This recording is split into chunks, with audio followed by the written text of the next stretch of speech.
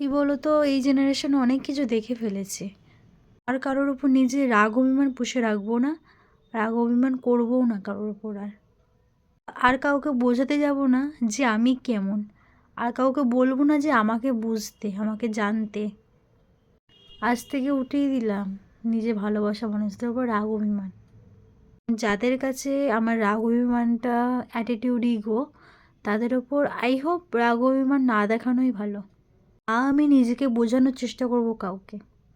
আমি বাঁচবো আমার মতন করে, নিজেকে নতুন করে গড়ে তুলব, নিজেকে নতুন করে পৃথিবীতে গড়ে তুলব, নিজের সব স্বপ্ন পূরণ করব।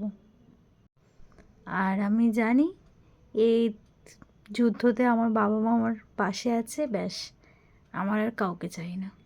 আমার বাবা মা আর আমার ভগবান যেহেতু আমার সাথে আছে, আমি ঠিক এই যুদ্ধে জয়ী হবই।